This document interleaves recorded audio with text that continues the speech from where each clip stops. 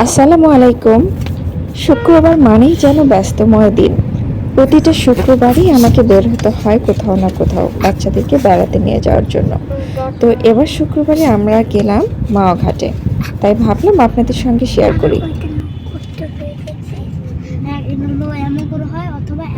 আমরা বিকাল 5টায় বের হয়েছিলাম এবং যখন বের হই তখন আকাশটা মেঘলা ছিল এবং বৃষ্টিও শুরু হয়েছিল। আমরা যেতে যেতে অনেক রাত হয়ে যাচ্ছিল। তো আমি যেটা জানতে পারলাম যে ওইখানে নাকি সবাই রাতের বেলায় যায়। আসলে আমি ওখানে প্রথমবার যাচ্ছি, এজন্য সেভাবে কিছু জানি না।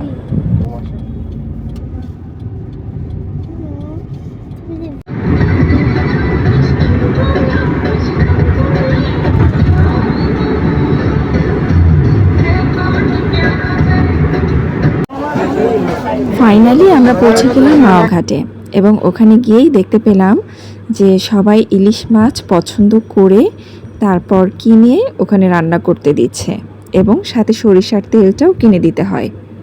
এখানেও অনেক রকমের মাছ পাওয়া যায় এবং আমরাও মাছ কিনে রান্না করতে দিলাম এবং ওয়েট করছিলাম রান্না হওয়া পর্যন্ত।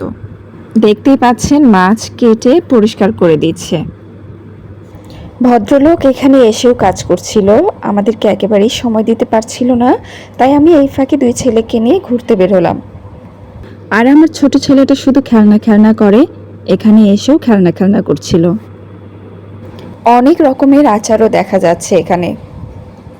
আচারগুলো দেখে আমার খেতে ইচ্ছা করছিল, কিন্তু তবুও আমি খাইনি, কারণ বাইরের আচারের মধ্যে অনেক ধুলাবালি যেতে পারে, সেজন্য আর খাওয়া হয় না। এখানে আরো অনেক কিছুই আছে, বাচ্চারা দুষ্টুমি করছিল, তার জন্য আমার আর দেখা হলো না। এই তো এখানে রান্নাবান্নার আয়োজন চলছে, অনেকেই ভিড় জমাচ্ছিল এখানে রান্না দেখার জন্য। তো আমিও গেলাম কিভাবে রান্না করছিল দেখার জন্য। তো ওনারা অনেক সুন্দরভাবে রান্না করছিল, যেটা দেখে খুব ভালো লাগলো এবং অনেক পরিষ্কার পরিচ্ছন্নভাবে রান্না করছিল।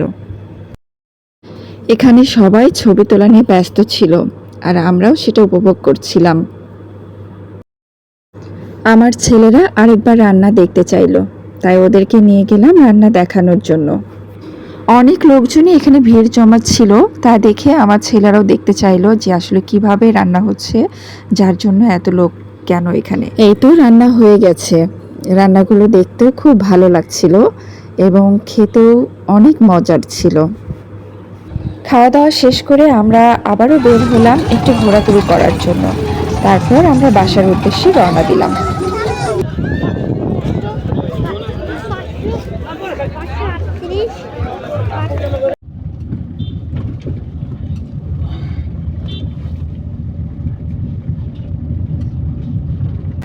কেমন লাগলো ভিডিওটি? যদি ভালো লাগে তাহলে লাইক, কমেন্ট, শেয়ার দিয়ে পাশে থাকবেন।